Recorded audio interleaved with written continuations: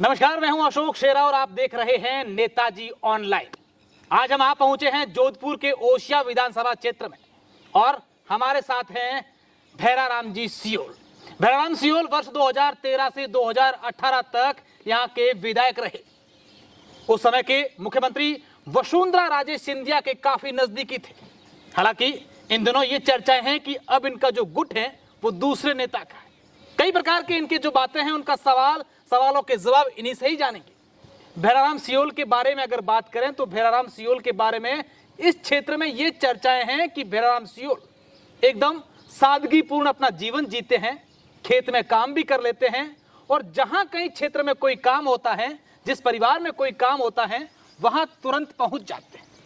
Bhairaram Seoul की और दिव्या मदेरणा की हमेशा से ही टक्कर रहती है। हनुमान बेनीवाल के आप नजदीकी बताए जा रहे हैं। खूब सारी बातें हैं, जानने का इंतजार अब आपका समाप्त हो चुका है। भैराराम जी, नेताजी ऑनलाइन में आपका स्वागत है। सबसे पहला मेरा सवाल है कि भैराराम सियोल क्या वर्ष 2023 में विधानसभा चुनाव में तैयारी कर रहे हैं? मैं सबसे पहले अशोक शेरा साहब आपका ये दूसरा धन्यवाद करना चाहता हूँ कि आप जैसे जो पत्रकार बंधु जो ठेठ गांव और ढाणी तक पहुँच रखते हैं,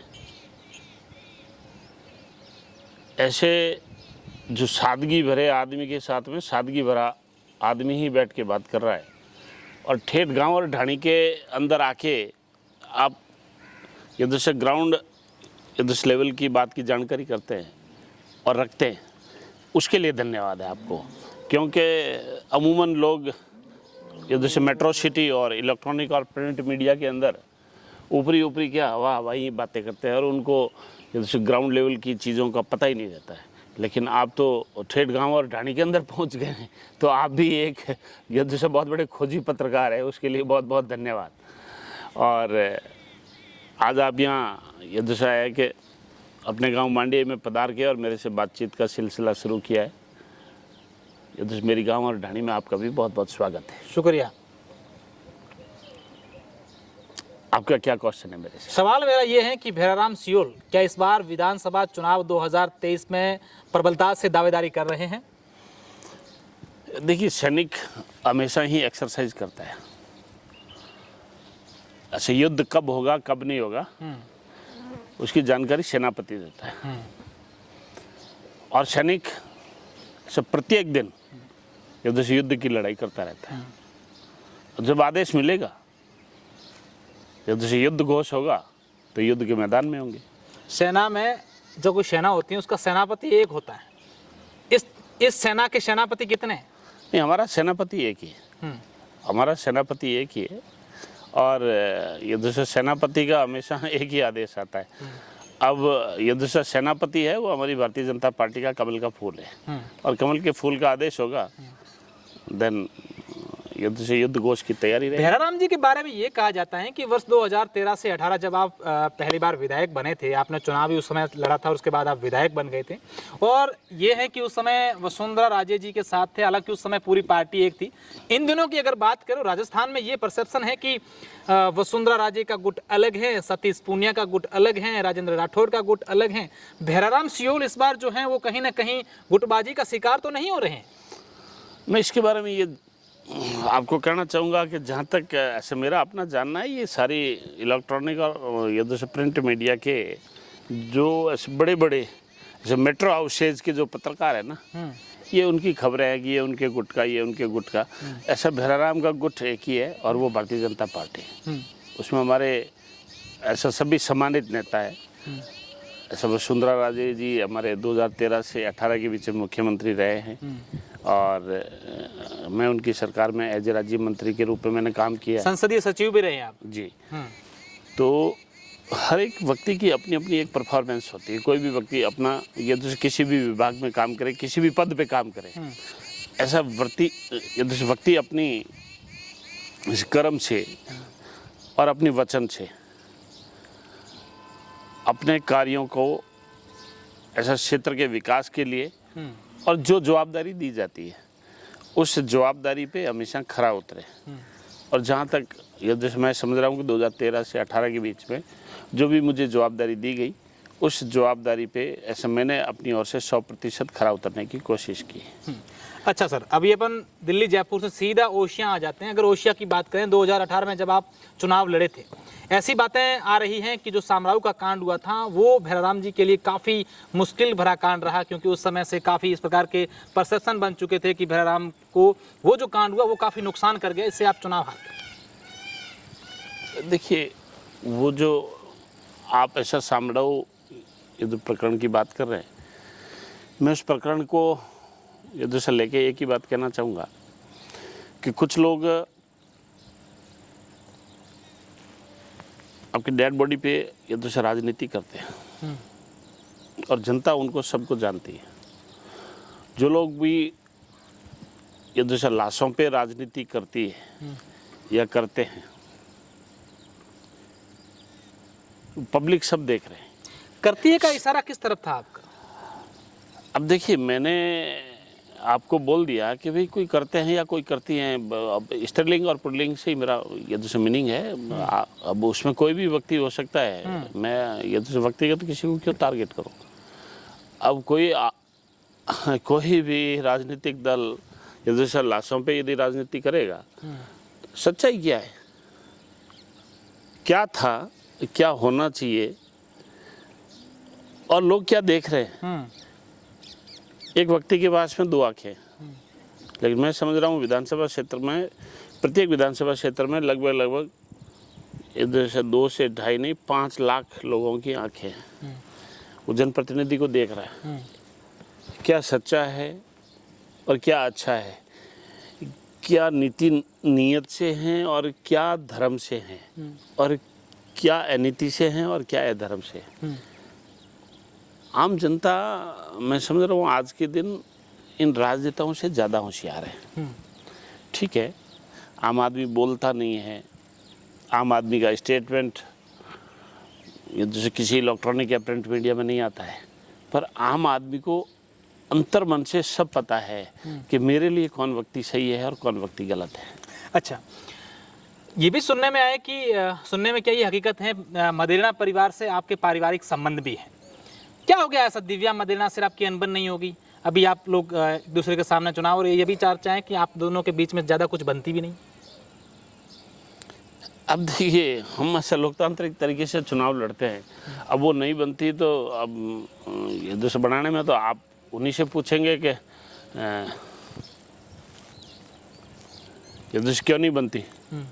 हमारी तो सब लोगों से बनती है, हर एक आदमी से बनती है। अब उनका क्या पॉलिटिकली एजेंडा होता है, मैं तो ये एक चीज़ कहना चाहूँगा कि हर व्यक्ति, हर राजनीतिक दल एक लोकतांत्रिक तरीके से, एक स्वच्छ तरीके से चुनाव लड़े। और हमेशा लोकतंत्र का एक युद्ध से प्रिय जो स्वरूप रहा है, पक्ष और विपक्ष, हमेशा आमने सामने युद्ध से वाद विवाद होता है, आमने सामने अपनी बात रखी जाती है। लेकिन मैंने ये चीज़ देखा है कि आपने जब ऐसा व्यक्तिगत रूप से युद्ध से नाम लेके कहा है, तो मैं आपको एक चीज़ कहूँगा कि उनके युद्ध, शायद ये मेरा विचार है, वो 24 आवर्स की राजनीति करते हैं, और वो 24 आवर्स की राजनीति इसीलिए करते हैं कि हमें सामने वालों को डाउन कैसे करना है, हमें सामने वालों को डाउन कैसे करना है। और मैं 24 घंटे इसी बात की, जो बोलते राज करता हूँ, कि मैं नीति नहीं करता, मैं राज करता हूँ कि मैं जनता की सेवा कैसे करूँ। राज और नीति, ये दूसरा है कि मेरा राज है, मैं 24 घंटे जनता की सेवा करता हूँ, और नीति मेरी एक ही है, वो सेवा है। और राज और नीति, ये दोनों वर्ड मेरे लिए थोड़े से, ये दूसरा मेरी व्यक्तिगत डिक्शनरी के अंदर ये दूसरा अलग तरीके की मैं व्याख्या करता हूँ। और मैं व्याख्या ये करता हूँ कि आम जन के साथ में, गांव में ढाणी में बैठे हुए आदमी को कभी किसी प्रकार की कोई समस्या नहीं हो। क्यों, देखिए अशोक शेरा साहब, मैं ईमानदारी की बात कहना चाहूँगा, 2013 से 18 के बीच में मैंने 5 साल जनता की सेवा की, और मैंने ये चीज़ देखा है, जो गांव और ढाणी के अंदर बैठा है, भेड़ और बकरी चराने वाला आदमी है, झोंपड़ी के अंदर बैठा है, गरीब आदमी, उसकी सुनने वाला कोई नहीं है। ये तो भैराराम सियोड़ है जो इनके सामने चुनाव लड़ा। दिव्या मदेरणा की माता श्री जैसे श्रीमती लीला मदेना को मैंने चुनाव हराया आपके लगभग 15,500 के जैसे वोटों से, और 2018 के अंदर भी जीत तो मेरी थी, 100 में से 100% जीत मेरी थी। उम्मीद तो सिंह, वो तो महेंद्र सिंह उम्मीदनगर आ गए। वो तो आपका त्रिकोणीय एक संघर्ष हो गया, और त्रिकोणीय संघर्ष के अंदर ठीक है वोटों का ये जैसे बंटवारा हो गया, और ये जैसे तत्कालीन कुछ ऐसे जो लोगों के समझ में नहीं आए और वो हमारे वोटों का बंटवारा हो गया। नहीं तो आमने सामने ये जैसे सीधी टक्कर में था, हम ये जैसे इनसे लगभग 40 से 50,000 वोटों से जीते। दिव्या मदेना की जो राजनीति सोच रही है ना, मैं समझ रहा हूँ उनकी थोड़ी संकीर्ण सोच रही है, थोड़े अलग ढंग की राजनीति करते हैं वो। ऐसा शायद उनकी राजनीति तो जैसे उनको मुबारक हो। मैं कभी ऐसे व्यक्तिगत रूप से ऐसा न तो मैंने कभी इस परिवार के ऊपर आरोप लगाया, और मैं ऐसा नहीं, मैं आगे लगाने की कोशिश करूंगा, उनकी राजनीति उनको मुबारक हो। लेकिन भैराराम सियोल ने हमेशा सकारात्मक राजनीति की है, हमेशा सकारात्मक सोच के साथ में आगे बढ़ा है, और हर व्यक्ति का काम हो, हर आदमी का काम हो, उस विचारधारा से काम किया है। अब आप ऐसे व्यक्तिगत रूप से ये कहेंगे तो मैं आपको एक चीज़ कहूँगा कि जब कोई ये जो समय था, एक समय आया था, तब इन्होंने ही कहा कि इनके परिवार ने कहा कांग्रेस दल जो है वो गलत है, और हमें इस कांग्रेस पार्टी ने बर्बाद कर दिया। क्यों कर दिया, कैसे कर दिया, मैं उनके ये तो से ज़्यादा इंटरनल व्याख्या नहीं करना चाहूँगा। फिर यही कांग्रेस जैसे पार्टी के गुणगान कर रहे हैं। जब कांग्रेस पहले गलत थी तो अब कैसे अच्छी हो गई। 2011 के अंदर इतना बड़ा हंगामा था, उस हंगामा के अंदर पूरे मारवाड़ के अंदर बात चली कि कांग्रेस पार्टी गलत है और हमें बर्बाद कर दिया। अब हम इन्हीं से पूछते हैं कि कांग्रेस पार्टी अच्छी कैसे, आप ही दो बात करें। और पूरे मारवाड़ के अंदर यही कहा कि जो तत्कालिक मुख्यमंत्री जी है उन्होंने षड्यंत्र किया, फिर उसके बाद में अच्छे कैसे हो गए। वर्तमान मुख्यमंत्री भी, और वर्तमान मुख्यमंत्री है तो अब वो अच्छे हैं बुरे, मैं उन्हीं से पूछना चाहूँगा कि वही जवाब देवे कि वो अच्छे हैं या बुरे। आप सिर्फ, मैं समझ रहा हूँ कि ऐसे किसी या तो समाज विशेष को आप ऐसा बेवकूफ़ बना रहे हैं। कोई आदमी के दो चेहरे कैसे हो सकते हैं, या तो वो सच्चा है या वो झूठा है। क्या भैराराम या तो वो न्यायविद है या अन्यायविद है। आप ही बोल रहे हो कि वो गलत है और आप ही उनके नेतृत्व में काम कर रहे हैं, तो ये तो एक आपकी खुद की एक दोगली चाल हो गई ना। जनता सब देख रही है ना, वो जनता आजकल अनपढ़ नहीं है। पहले आप कह रहे हैं कि वो हमारे मुख्यमंत्री जी से नहीं बनती, और आपने होर्डिंग बोर्डिंग में भी देखा होगा कि मुख्यमंत्री जी का फोटो पूरा गायब रहता है। आपका राजनीतिक नेतृत्व दल कौन सा है, आप मुख्यमंत्री के नेतृत्व में काम कर रहे हैं कि नहीं कर रहे हैं। एक बार तो कह रहे हैं कि नहीं, मैं अंकल से बात कर लूँगी, या जो भी है यहाँ ओशिया की मुख्यमंत्री तो नहीं हूँ। आपका जो चिराई रामनगर का जो एक सामूहिक निर्मम हत्याकांड हुआ, आप और हम लोगों को सबको दुख है। देखो ऐसे प्रकरण पे राजनीति, मैं समझ रहा हूँ जो कोई भी व्यक्ति करता है वो आदमी ओछा आदमी, ऐसी राजनीति जो करता है उन्हीं को मुबारक है। कल जब सामूहिक ऐसा चर्चा हुई थी, हम चाहते तो बहुत कुछ इस ऐसा सरकार का बिगाड़ा करते, लेकिन हम ऐसे काम नहीं करते। जो सरकार के नियम में है और जो ये दूसरे सिस्टम में है, हमने उनसे बात की। अच्छा, कलेक्टर महोदय नियमों में बंधे हुए हैं। वर्तमान विधायक की मुख्यमंत्री जी से बात नहीं होती है। विधानसभा के अंदर जैसे विधानसभा अध्यक्ष उनको अपनी बात ही नहीं रखने देते। फिर आपने 5 साल तक ये ढिंडोरा पिटा के ओशिया की दबंग आवाज, कहाँ पर है दबंग आवाज। भैराराम जब आपको विधानसभा के अंदर जनता ने चुन के भेजा है, और कई बार इनके समर्थक इतनी छोटी और ओछी बात करते हैं, मेरे को तो इनके समर्थकों के ऊपर भी बात कहते हुए, इस बात को अपना पे कहते हुए शर्म आता है कि भैराराम जी ने कभी ऐसा सदन में बात नहीं रखी। उनको पता ही नहीं है, इनके समर्थकों को आधे से ज़्यादा तो वो ऐसा मंदबुद्धि के शिकार है। मैं मंदबुद्धि के शिकार इसलिए कहूँगा, उनको पता है कि जो राज्य मंत्री होता है वो विधानसभा में बैठ के जनता के सवालों का समाधान देता है, उनका जवाब देता है। जो मंत्री होता है ना, वो क्वेश्चन नहीं उठाता है। जो राजस्थान के अंदर मंत्री के पद पर जो कार्यरत है, जो भी विधायक, वो सामने आने वाली जनता के और सामने आने वाले विधायकों के सवालों के जवाब देता है, उनका समाधान करता है। वो खुद कभी क्वेश्चन नहीं उठाता है। कभी कभी सोशल मीडिया और ये मीडिया, भैराराम जी ने कभी 5 साल के अंदर विधानसभा में आवाज़ नहीं उठाई। और जब तक मैं नहीं था एज ए राज्य मंत्री, जब तक एज ए विधायक था, तब मेरे विधानसभा में बहुत सारे क्वेश्चन उठाए और इन्हीं के डिपार्टमेंट आपके सहकारी विभाग के अंदर उठाए। सहकारी विभाग के अंदर इन्होंने अपने हिसाब से नियम बनाए और प्रत्येक जीएसएस के अंदर में आज भी, मैं ईमानदारी की बात कहना चाहूँगा, आज भी प्रत्येक ग्राम पंचायत की जो ग्राम सेवा सहकारी समिति है, उसके अंदर प्रत्येक ग्राम सेवा सहकारी समिति के अंदर करोड़ों रुपए का घोटाला किया हुआ इनके समर्थकों ने। और वित्त चैलेंज हमारी सरकार आते ही इन ग्राम सेवा सहकारी समितियों को एक एक को जांच के दायरे में लाएंगे और एक एक व्यक्ति की जांच करेंगे। हालांकि आपका मुद्दा नहीं है, बद्री जी का और इनका कुछ अभी वर्तमान में कुछ एक मामला आया था, कुछ इस प्रकार का तो नहीं था? मैं आपसे एक चीज़ पूछना चाहता हूँ अशोक जी, जो शेरा साहब,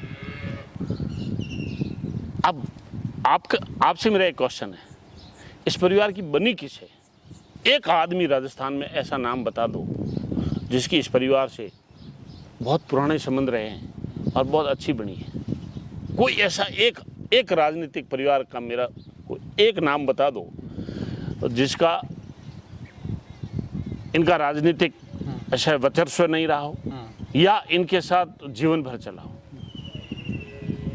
यदि कोई आपकी जानकारी में हो तो मुझे बता दो। शायद मेरी मेमोरी कमज़ोर है, हो सकता है कि इस मामले के अंदर मेरी बुद्धि कम चल रही हो। हालांकि ये जानकारी आपको ज़्यादा होगी क्योंकि आपके पारिवारिक संबंध भी हैं और क्षेत्र के विधायक भी हैं, लेकिन मेरा सवाल ये है कि ऐसा क्यों नहीं है, संबंध क्यों नहीं है? आप कह रहे हैं, आपने खूब सारी अभी बातें बताई, इस बार चुनावी मैदान में भी हो सकता है आप इन मुद्दों के साथ चुनाव लड़ेंगे। दिव्या मैदान का क्या विकास कार्य भी उस मुद्दों में रहेंगे, ये तो देखने वाली बात होगी। लेकिन ऐसा क्यों नहीं है? ये भैराराम सियोल क्या जानते हैं कि ऐसा क्यों नहीं हो रहा है? मैं आपको एक चीज़ बताऊंगा, देखिए, जब तक ये जैसे व्यक्ति की सोच नहीं बदलेगी, वक्त नहीं बदलेगा। पहले ही बहुत बार बोला है, जो इससे पहले के वक्त में मैंने कहा कि मुख्यमंत्री जी गलत है, तो फिर बाद में सही कैसे हो गए? फिर बाद में सही हो गए, फिर बाद में कैसे गलत हो गए? एक ही टाइम के अंदर आप दो क्यों बात कर रहे हो? आप कभी तो बोलते हो कि नहीं सही है, कभी ये बोलते हो गलत है। वर्तमान में ओशिया के जो विधायक महोदय है, उनके माताश्री जोधपुर के जिला प्रमुख हैं। मैं उनसे ये पूछना चाहता हूँ कि आप पूरे जोधपुर जिले के साथ अन्याय क्यों कर रहे हो? और हमारी ओशिया विधानसभा क्षेत्र के अंदर तीनों ही पंचायत समितियों के प्रधान हमारे। मैं आपके माध्यम से जनता को ये बताना चाहता हूँ कि इस जनता का क्या दोष है कि आप एक ही पंचायत समिति के अंदर 7-7, 8-8 बार आप ऐसा वीडियो चेंज कर रहे हो, उसका कारण बता दो। ऐसा क्या है भाई? एक वीडियो पसंद नहीं आया, चलो ठीक है, दूसरा लगा दो, दूसरा नहीं तीसरा लगा दो, तीसरा नहीं चौथा लगा दो, चौथा नहीं तो पांचवा लगा दो। प्रत्येक पंचायत समिति के अंदर 7 से 8-8 बार 7 से 8-8 बार आपने वीडियो चेंज कर लिए। क्यों? क्योंकि वो आपके मुताबिक गलत काम नहीं करेगा, क्योंकि उसको सरकारी नौकरी करनी है। प्रत्येक पंचायत समिति को आपने अपना, उनके कर्मचारियों को और वीडियो को अपना व्यक्तिगत गुलाम बनाने की कोशिश की। इसीलिए कोई भी सरकारी कर्मचारी और अधिकारी ये तो व्यक्तिगत गुलाम क्यों बनेगा? वो सरकार का कर्मचारी है, सरकार का अधिकारी है।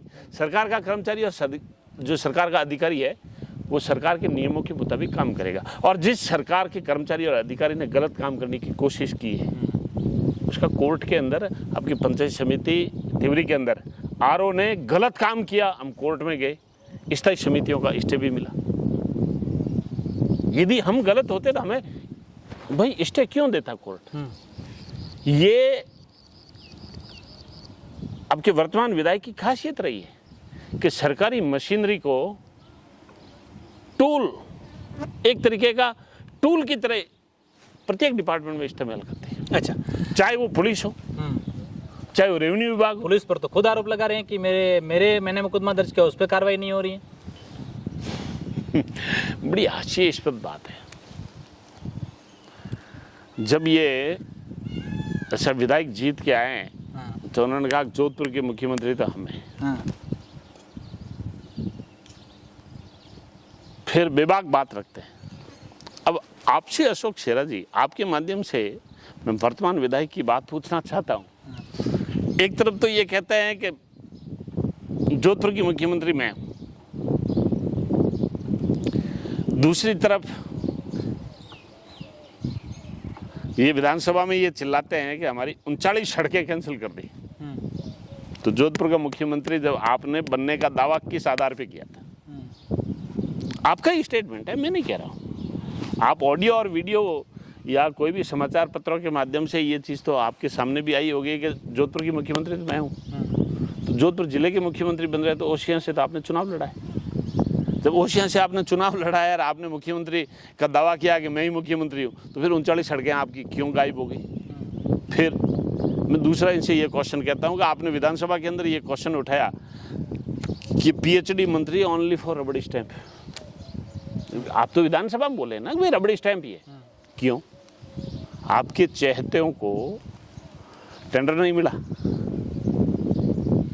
BSR रेट से ज़्यादा आपने टेंडर दिलाया, वो सारे टेंडर कैंसिल हुए। फिर दोबारा टेंडर किया, तो जो दोबारा टेंडर किया वो भी अपने चहेतों को दिलाने में ये सफल ही रहे।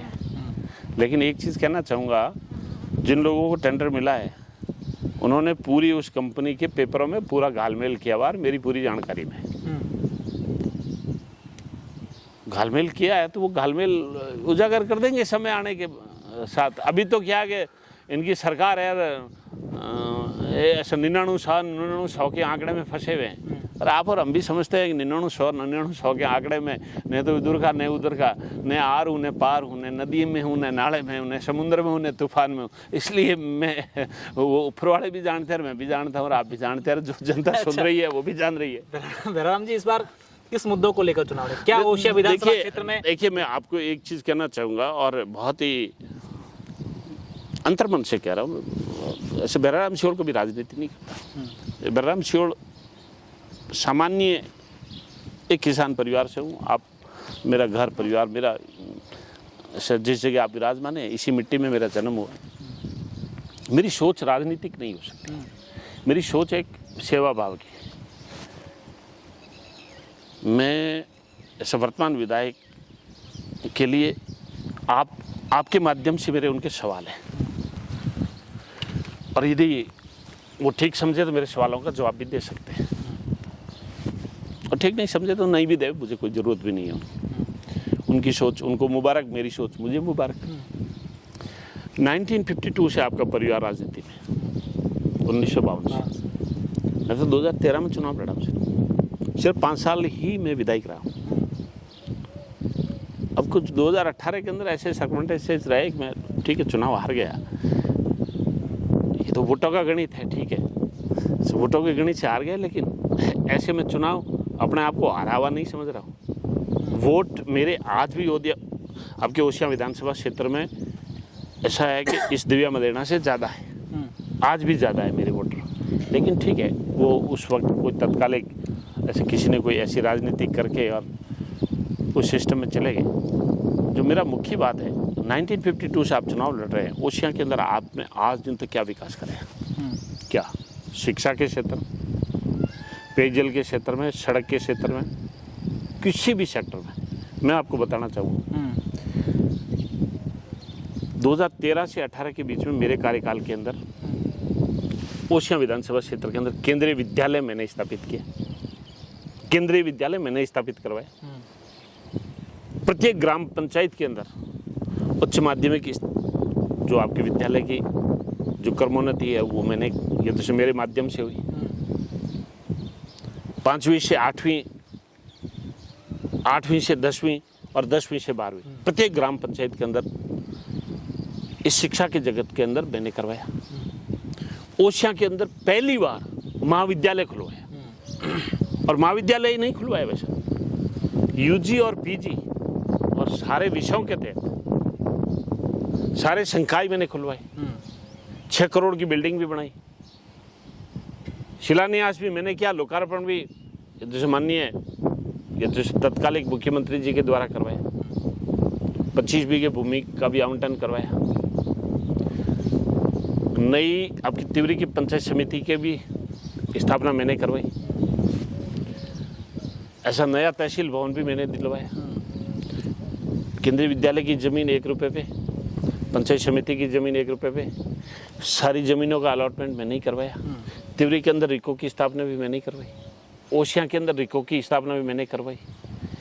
ओशिया के अंदर प्रथम बार 1952 से वो जमीनें धक्के खा रही थी, उस जमीन की रजिस्ट्री करवा के कृषि मंडी की स्थापना भी मैंने करवाई। 750 किलोमीटर सड़कों का ओशिया के अंदर जाल 2013 से 18 के अंदर बिछाया। 2013 से 18 के अंदर, और आपको बिल्कुल बाकायदा ग्राम पंचायत वाइज रिकॉर्ड चाहिए तो मैं आपको रिकॉर्ड उपलब्ध करवाने के लिए भी तैयार हूँ। 4.5 पौने 5 साल हो गए सरकार को गए हुए, इस वर्तमान सरकार का कार्यकाल। मैं इनसे ये पूछना चाहता हूँ कि क्या किसी किसान को 1 रुपये का भी सरकारी मुआवजा, या ओलावृष्टि भी हुई, अतिवृष्टि भी हुई, अकाल भी पड़ा, कोरोना काल का भी समय गया। हम 23 अगस्त 2021 को इस कोरोना काल का लॉकडाउन का हमने पूरे ओशिया विधानसभा में किया।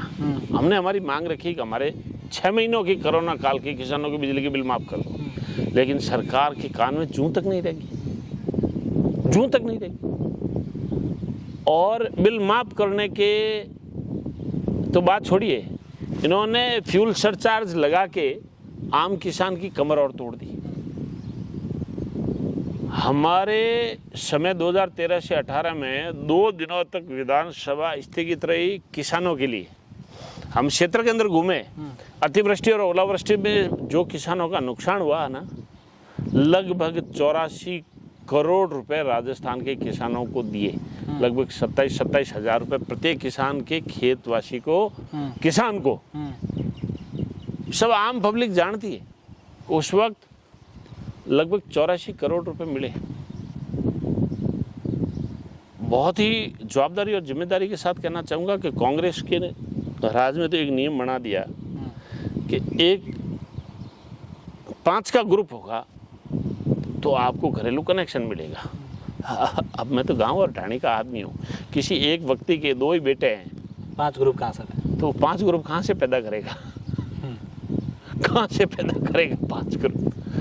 मतलब कांग्रेस ने जीवन भर ऐसे ही काम किए उल्टे पुल्टे कि 5 का ग्रुप बना दो। अब किसी व्यक्ति के 2 ही बेटे हैं तो वो 5 कहाँ से करेगा भाई?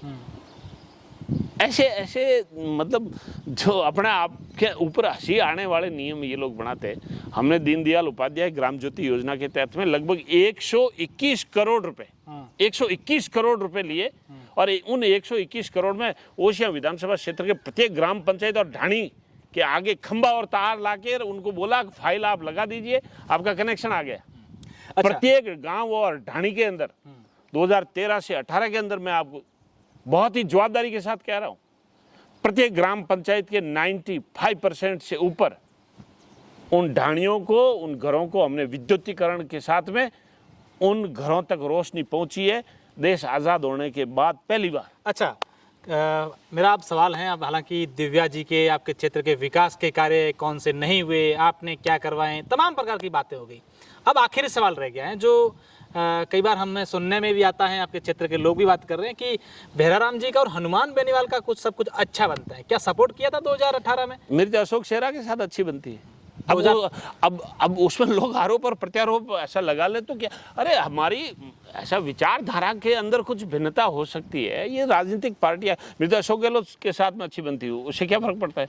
ऐसा वसुंधरा जी के साथ अच्छी बनती है, भारतीय जनता पार्टी के प्रत्येक ऐसा नेता के साथ मेरी अच्छी बनती है। वो हमारी ऐसा राजनीतिक विचारधारा। मेरा सवाल ये कि 2023 में हनुमान बेनीवाल भैराराम सियोल का सपोर्ट करेंगे, ऐसी बातचीत चल रही है कुछ? मेरा तो जो बोलना चाहिए, कुछ ऐसे कांग्रेस के राजनेता है वो ऐसे खुद कह रहे हैं कि हम तो बहराम जी आपका सपोर्ट करेंगे। बद्री जी तो नहीं? आप हमारे अच्छे आदमी लगते हो, आपकी विचारधारा अच्छी है, आपकी ये जो सिस्टम अच्छा है। अब मैं नाम क्यों बताऊं? नाम से क्या अपने को करना है? अच्छा। अब ऐसा लोग मेरे को पसंद करते हैं तो करते हैं, मैं उसमें क्या करूं? अब हो सकता है कि मेरे सामने जो चुनाव लड़ता है वो मुझे ऐसे पसंद नहीं करता। मैं आपको एक चीज ईमानदारी की बात कहना चाहूंगा, सामने वाले देखो, सामने वाले राजनीतिक दल किस हद तक गिर जाते हैं ये मैंने राजनीति में पहली बार देखा। मैं 5 मई 13 मई तक मैं अपने स्टेट में ही नहीं हूँ, अपने गांव में भी नहीं हूँ। मेरे ऊपर एक झूठी FIR दर्ज होती है कि बहराम जी ने इस व्यक्ति को या इस परिवार को जान से मारने की धमकी दी। अरे जब मैं 2013 से 18 में पद पे था, पावर पे था, तब किसी चींटी को भी नहीं छेड़ा।